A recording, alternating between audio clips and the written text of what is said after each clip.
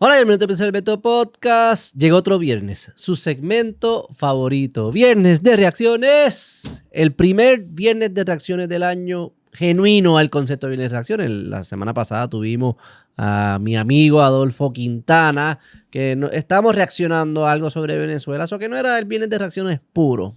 Fue bien importante, fue un gran episodio y ahí sacamos el reel de él explicando que Delcy Rodríguez es la hija de un guerrillero que raptó a un ejecutivo de una empresa americana y que también supuestamente, alegadamente, la viuda, la mamá de Delcy Rodríguez, porque la seguridad venezolana mata al papá de Delcy Rodríguez. Dicen que en parte el resentimiento que ella carga es por esos eventos. Que enviuda a la mamá, se mudan a Francia y empieza a salir con el Chacal, un terrorista venezolano muy conocido en el mundo entero. Pues todo eso es un clip que lo sacamos y ya, eso lo cogió el algoritmo venezolano, eso vaya casi por 300,000 views en Instagram. Que ese fue el viernes de reacciones la semana pasada. Este es el primer viernes de reacciones puro, genuino, en su versión original del 2026. Para los que son nuevos en el canal, los viernes reaccionamos a clips. Ustedes me envían clips usualmente por mensaje directo en Instagram. Yo escojo alguno de esos, me envían un montón, escojo alguno y reaccionamos a ellos. Eso es todo. Que saque tu tacita de café. Yaucono Dark. Como todos los viernes nos acompaña Yaucono Dark, un café sabio, intenso, que es lo necesario. Es el ingrediente perfecto para reaccionar a clips. Sé que si algún día a usted le piden reaccionar a algo profundo, sofisticado, hágalo con su tacita de café Yaucono Dark. Es viernes, vamos a ver clips. ¿Qué tenemos por aquí? Valery Rodríguez. Ay, sigue apareciendo. Hay veces que son clips que los pongo yo, hay veces que los pone producción. Producción le encanta ponerme clips de Valery Rodríguez. Vamos a ver qué tiene que decir por aquí. ¿Por qué el pueblo tiene que financiar algo que es un cargo ilegal? Y siguen con lo del fee del promotor. Vamos a escuchar. Se ha montado el relajo de que todo el mundo le pone en inglés y la palabrita fee y les cobran a todo el mundo porque los modelos de negocios de ellos antes daban más dinero y ahora no. Entonces, ¿por qué el pueblo tiene que financiar algo que es un cargo ilegal? O sea que yo exhorto a los... Antes hacía más dinero y ahora no. ¿Y por qué el pueblo tiene que pagar? No es que el pueblo tiene que pagar, no tiene que pagar. Puede decidir no ir al concierto, no tienes que pagar. Lo que el empresario, el promotor en este caso, está diciendo, para que tenga sentido económico yo llevar a cabo este evento, ahora tengo que cobrar este fee, que ella misma está estableciendo que antes no era necesario porque antes se hacía más dinero. Ahora tienen que cobrar el fee para hacer el evento. Y si tú no quieres pagar el fee, pues no pagues el boleto, no vayas al evento y ellos tendrán que cambiar su profesión o su modelo de negocio. No tienen que pagar el fee, pueden decidir no pagar la taquilla. Lo que el promotor te está diciendo es, si no me pagan el fee, no tiene sentido económico yo hacer este tipo de eventos. Y no voy a hacer el evento si no tiene sentido económico hacerlo. Y si ustedes quieren que personas hagan eventos o servicios o productos que no tienen sentido económico, háganlo ustedes. Háganlo ustedes. No pretendan que las otras personas hagan cosas que no le tienen sentido económico cuando ustedes no están dispuestos a hacer cosas que no le tienen sentido económico a ustedes. Puertorriqueños que se querellen, si ustedes pagan eso, guarden ese recibo, querellense en el DACO y a la Asociación de Productores, hay una que está en contra, otra a favor, la que esté en contra, llévenlo a los tribunales. Ok, pero la pregunta, una pregunta, licenciada, dos preguntas. La primera, el promoter fee si yo lo elimino, que eliminado está prohibido, etcétera, pero ¿qué es lo que ellos van a hacer? ¿Lo van a incluir entonces en el precio de los boletos? Sin poner la palabra promoter fee. Es que, bueno, gracias por la pregunta. No, ¿por qué ellos insisten tanto en el promoter fee? Si al final vivimos un libre mercado, cada uno establece los precios. Excepto los promotores. Si pudieran hacer Sigmar y lo pusieran arriba en el precio base, no lo pueden hacer. ¿Por qué? Porque el modelo de negocio y los que saben de estos contratos ha cambiado. El artista es el que establece el precio base y el promotor no puede subirlo. Entonces, cada vez el promotor está ganando, de nuevo, porque los modelos de negocio han cambiado, 1% menos. ¿Y qué ellos hicieron? Se inventaron este promoter fee que no existe en ningún lado de los Estados Estados Unidos. ¿Para qué? Para ellos entonces ganárselo limpio y no tener que dividir esa ganancia. Y los demás, y esa es la realidad. ¿Y los demás cargos? Los demás cargos, hay muchísimos. ¿Igual de ilegales o no? Pues mira, yo hay muchos que dicen que todos son ilegales. Yo interpreto la ley en el artículo que dice que si es accesorio a, pues no sería ilegal. Ahora bien, siempre quiero explicar. Aquí cuando se lleven estos pleitos, y eso era algo que íbamos a hacer, nosotros teníamos los requerimientos de información para investigar. ¿Por qué? Porque muchos de estos fees, una vez se examinen, yo le adelanto y yo intimo que muchos de ellos no son utilizados para lo que le dicen al consumidor. Si eso es así, y en efecto se prueba que a ti te dicen que te están cobrando $2, qué sé yo, para mantenimiento o lo que sea, y terminan destinando ese dinero para otra cosa, conforme al derecho, sería ilegal. O sea que yo creo que eso es algo que se debe examinar, porque, oye, la vida aquí es bien cara, el costo de vida es bien cara, y no está para que un pesito aquí, un pesito acá, y el puertorriqueño no está para costearle la vida a 2 o 3 que se benefician, porque no son ni 10. Bueno, licenciada. Pero ¿por qué ese argumento de que la vida está bien cara, el pesito aquí, un pesito allá, nunca aplica a los artistas? Tú ese día gastaste $300. En parking quizás gastaste 20, en promoter fee gastaste 3 y en artista gastaste 160. ¿Por qué el pesito aquí no cuenta el artista? Porque es el dueño del parking o porque es el promotor con sus $3. ¿Por qué el populismo no es para atacar a los artistas? ¿Por qué no hacen eso? Yo estoy en desacuerdo en todas, no hay que atacar a nadie. Cada cual cobra lo que él entienda cobrar, él o ella quiera cobrar, y si la gente no lo quiere pagar, no lo paga. Tan simple y tan sencillo como eso. Tú no tienes que ir a conciertos. Eso no es ningún derecho, no es ni tan importante. Yo nunca voy a conciertos y me va bien en la vida. Me dicen que soy un agriado, pero me va bien en la vida, y el promoter fee, pues no lo pago. Ya, y soy feliz porque no pago el promoter fee. Tú no hay ninguna obligación de hacer estas cosas. El promotor te quiere cobrar, porque si no te cobra, no hace el evento, porque le salen los pantalones. Si tú crees que lo puedes hacer mejor que lo que ella, sé promotor tú. Lo dije en el episodio del promoter fee. Si ustedes quieren verdaderamente atender este problema, elimina la licencia de los promotores. Permita que cualquiera sea un promotor. Y les garantizo que como quiera van a seguir cobrando exactamente lo mismo que cobran. Nadie va a hacer estas cosas de gratis, igual que ustedes no hacen las de ustedes de gratis. Próximo clip.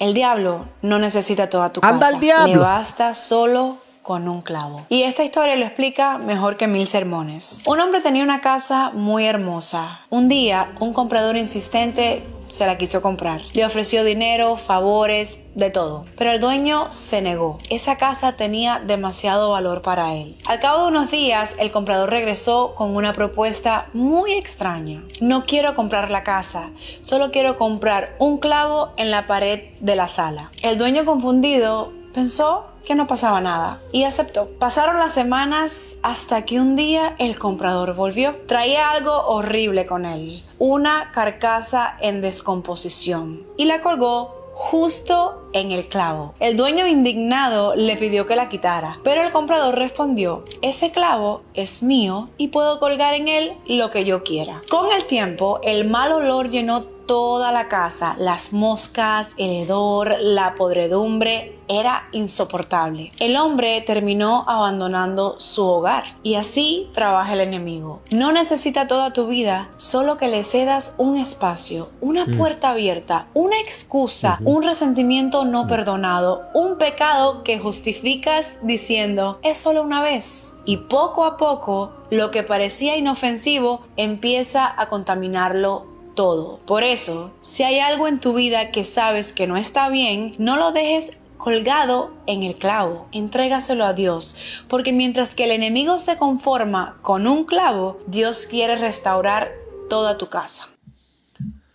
Poderoso ese cuento, muy cierto. Mi papá siempre, mis padres siempre eran personas bien pendientes a lo pequeño, al detalle, a la rutina, a los hábitos, al comportamiento, a los gestos, en la mesa, a los modales.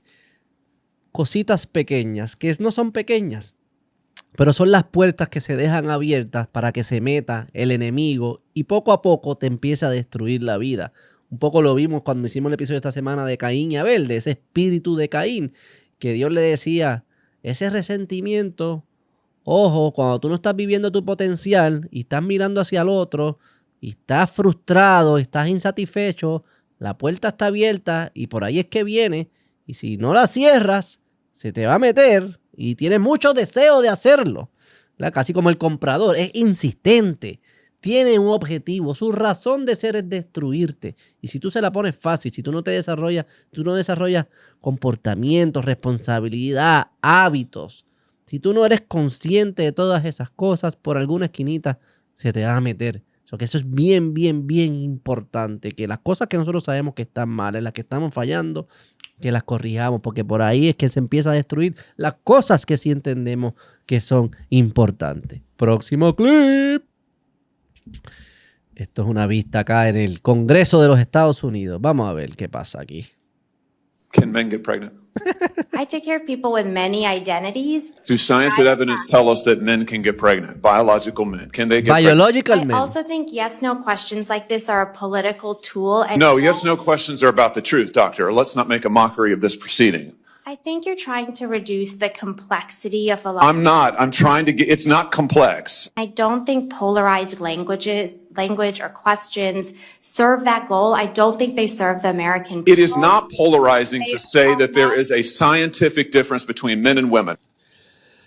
2026 a lo que hemos llegado. Y no es solamente en el Congreso, esto también estaba pasando. Estaban viendo esta semana un caso en el Tribunal Supremo de los Estados Unidos sobre los trans en los deportes, los hombres trans en los deportes de las mujeres principalmente. Y hacían estas preguntas, era como que todo complicado, esta pregunta es muy difícil, el hombre puede caer embarazado, sí o no. No, es que es muy complicado. ¿A qué hemos llegado? Llegado a una estupidez increíble, un absurdo increíble. Que una doctora no pueda contestar esa pregunta y decir, mira, obviamente que no, un hombre no puede quedar embarazado, un hombre biológico, obviamente que no, se la puso fácil. Él hasta le dijo, biological men, ni siquiera entró en las cosas de género y qué sé yo qué, y la identificación, nada de eso. Y es que es una cosa, es absurdo. O sea, esto es los Estados Unidos, el país más poderoso, más desarrollado en la historia de la humanidad, y no puede...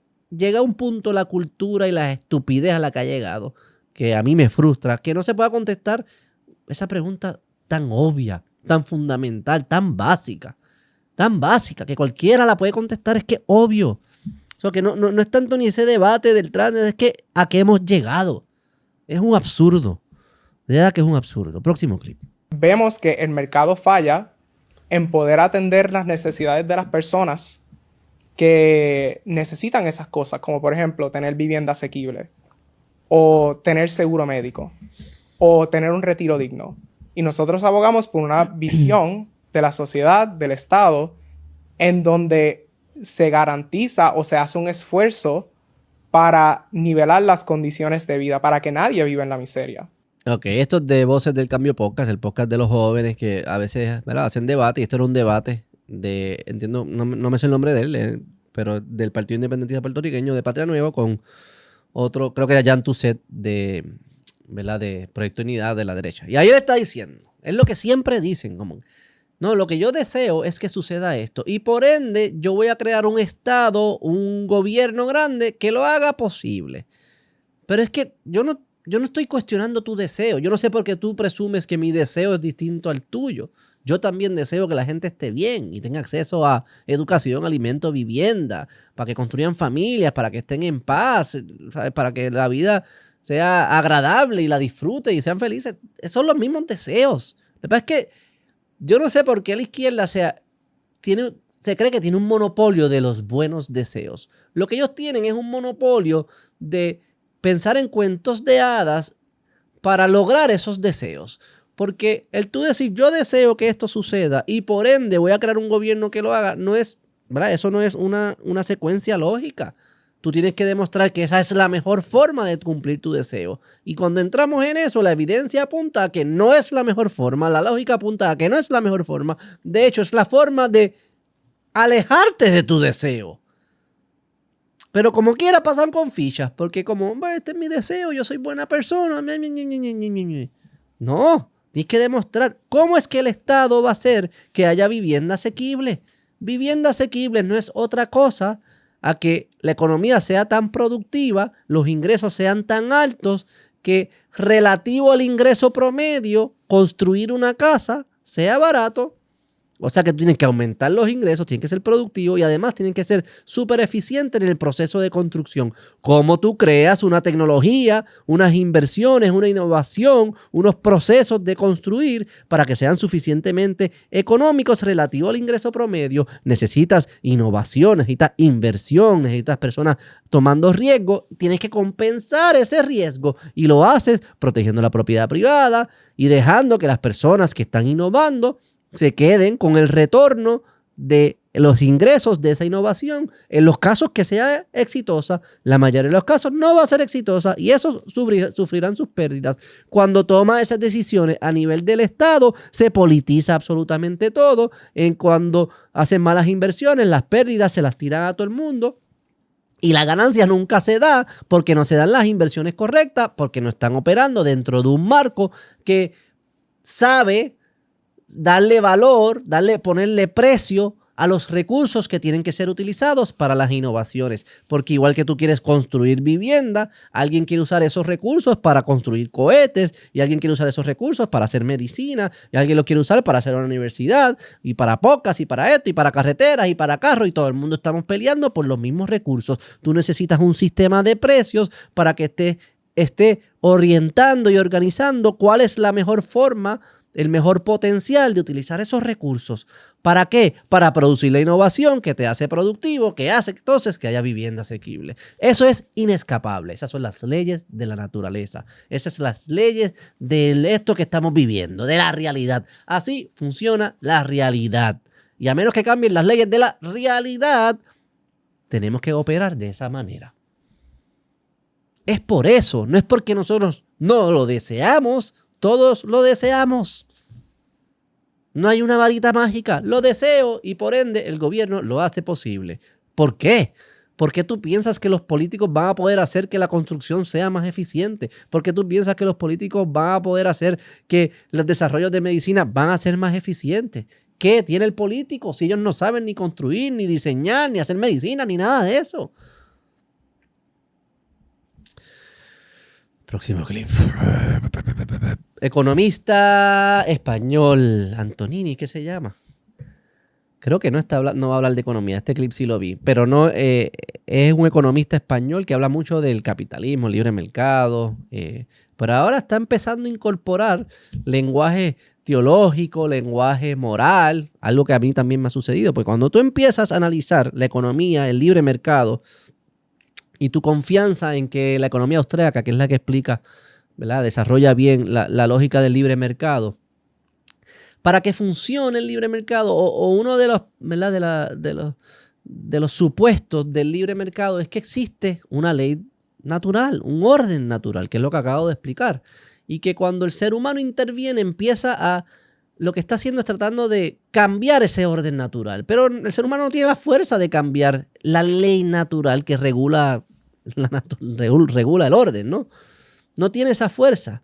Y por ende, los que creemos en el libre mercado, entendemos que la intervención tiene que ser poca y que la ley natural, siempre y cuando haya buena intención en los corazones del ser humano, y ahí es que entonces entra cierta intervención, y importante la base moral, la ley natural va a hacer que funcione. Y por ende, cuando todos estos economistas que hablan mucho del libre mercado tienden, y me pasó a mí, a evolucionar, a empezar a hablar de normas morales y de una realidad del orden, una realidad de las reglas, de que la lógica que tiene el orden natural.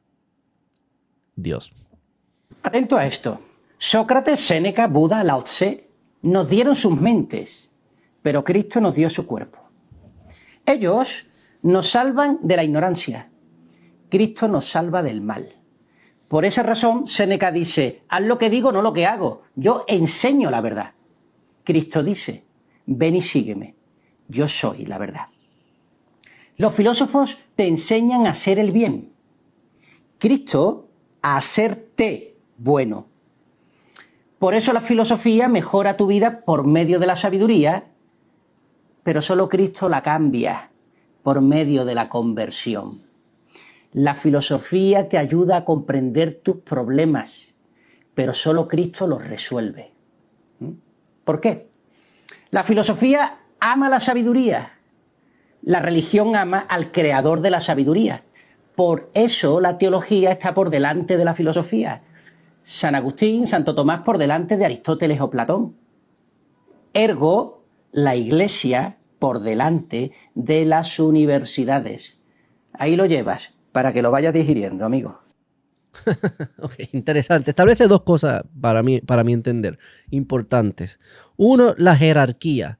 ¿De qué nutre a qué? Él dice la teología, lo que explica el significado de la realidad, de por qué estamos aquí. Eso es lo que le da sentido al conocimiento, a la sabiduría, a la ingeniería, a la economía, etcétera, etcétera, etcétera. O sea que hay una jerarquía de que hay que entender que hay raíces, ¿verdad? Y que si tú tratas de trabajar en la universidad o en la ingeniería o en la economía desconectada de la raíz original, al final estás desvirtuando esas profesiones y esas herramientas y lo que va a producir no va a ser bueno. O sea, que él establece esa jerarquía. Eso es lo que hace al final del clip. Antes, la primera mitad del clip, lo que está hablando es algo bien importante, que a mí me tomó mucho tiempo de entender y conectar con esta idea. Muchos de nosotros, especialmente en la época moderna, nos preguntamos por qué se hacen las cosas, ¿va? Y retamos, somos como rebeldes ante las tradiciones. Yo no creo que eso necesariamente sea malo, es bueno entender y cuestionar, no asumir todo a ciegas, pero en esa insistencia pensamos que lo importante es entender las cosas. Y lo que el economista bien explica en el clip es que lo importante no es solamente entender las cosas, lo importante es actuar de una manera, vivir las cosas, la praxis. Y que esa es la diferencia entre Jesucristo y los filósofos, ¿no? Los filósofos te explican las cosas, Jesucristo te ayuda a vivir de esa manera, consistente con el bien que se entiende, que se ha entendido, pero que lo importante es vivirlo. Y yo creo que lo que ha sucedido en la cultura moderna es que al ir desconectando y sacando estas preguntas morales de la cultura ¿verdad? Y que no estén presentes, no esté representada en la cultura cierto tipo de comportamiento en las películas, en las canciones, en las artes, en los medios, en lo que se celebra, en las estatuas, al no incorporar patrones de vida que son los que verdaderamente hacen que el espíritu humano florezca, al no estar representado, las personas no lo están viviendo, no lo están actuando. Y no es que lo entiendan o no lo entiendan, es que no hay patrones de vida que imiten o que nos hagan imitar las cosas que son buenas. Por eso él dice, la figura de Jesús lo que te ayuda es a vivir de cierta manera. No a que lo entiendas, sí es importante que lo entiendas y sí hay mucha intelectualidad, o sea, hay muchas mentes intelectuales dentro de la religión que te van a ayudar a entender las cosas, pero lo importante es la práctica. Y hay algo bien interesante ahí. Y eso conecta con este último clip que lo quise traer, que va por esa línea. When developmental psychologists look at childhood outcomes, things like graduation rates, likelihood of substance abuse, drinking and driving, incarceration, and so forth, and they want to look at what predicts those outcomes, one variable they look at is what they call childhood harshness, which is essentially low income growing up, so how poor your family was. And what they find is that the relationship between childhood income in the family and those outcomes later in life, incarceration rates, drinking and driving, substance abuse, and so forth, is very small correlation, and some studies find no connection at all between family income and those outcomes. Okay. But then when researchers look at this other variable, they call it childhood instability or childhood unpredictability. And this is measured by things like how frequently did you relocate when you were growing up? How many different romantic partners did your primary caregiver have when you were a child? How much uncertainty there was in your day-to-day life? They find a strong and consistent effect. And these are very large effects in this kind of research. And even when researchers control for family income, they still find that early childhood instability significantly predicts those detrimental outcomes later in life. There's not going to be like a magic bullet, quick fix for something like this. It took decades to get to this point where you see the kind of family deterioration. Ok, ¿qué le está diciendo? Él establece que, mira, que hay personas, hay psicólogos de desarrollo que analizan, tratan de identificar variables que pueden ayudar a predecir cómo va a ser el resultado de un niño cuando se convierta adulto. ¿Cuáles van a ser los outcomes de esa persona cuando sea adulto? Si va a tener problemas con la justicia, si va a estar preso, problemas de adicción, su potencial familiar, su potencial de ingreso profesional, todas esas variables.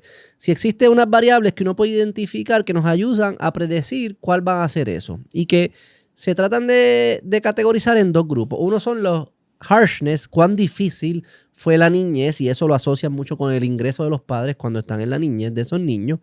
Y la otra es la estabilidad de la niñez. Cuando ven lo de los ingresos económicos de los padres, lo que dicen los estudios es que es una variable que no ayuda a predecir el resultado de esos niños cuando van a ser adultos. Que hay poca correlación en algunos estudios y en algunos estudios ninguna correlación. Sin embargo, cuando ven las variables de la estabilidad o de la inestabilidad en la niñez, y ahí utilizan métricas como cuántas parejas tiene tu mamá o tu papá en el hogar, cuántas veces cambiaban las figuras de autoridad en el hogar, cuántas veces se mudaban, cuál era la presencia de tus padres en tu niñez. Ese tipo de variables son mucho mejores para predecir si va a haber bienestar o malestar cuando esos niños lleguen a ser adultos. Es algo que venimos hablando muchísimo. La familia es el corazón de la sociedad. Si tú tocas la familia, estás trastocando el desarrollo de los niños y, en fin, estás trastocando la sostenibilidad de la civilización en la que te encuentras o de la sociedad en la que te encuentras. ¿Cómo eso conecta al clip del economista? Porque al final del día, lo que queremos lograr es que personas se comporten, actúen de cierta manera, para que sea consistente con lo que dice este caballero en este último clip. Se comporten de una manera que produzca unos ambientes que son positivos para el florecimiento de los humanos. Ahora bien, lo importante es que lo actúen. Podemos explicar y explicar y explicar, pero si no tenemos unas normativas, unas reglas, unas normas, unos códigos, unos patrones, una cultura que te lleve a comportarte de esa manera, no que lo entiendas, que lo comportes, que lo hagas, que lo practiques, perdemos la batalla. Eso que la batalla cultural es esencial porque es la batalla por todo ese andamiaje, cultura, academia, medios, leyes, incentivo, economía, todo el andamiaje que hace que ayuda, que guía, que las personas se comporten de una manera, de cierta manera, en la práctica, en la vida real.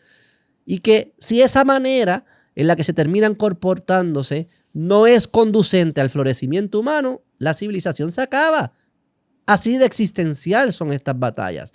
Por eso nuestra insistencia en este tipo de cosas, en este tipo de batallas culturales, que muchas personas dicen, eso es insignificante, enfócate en la economía, las contribuciones, los taxes y eso. Eso es importante, pero eso no es el juego.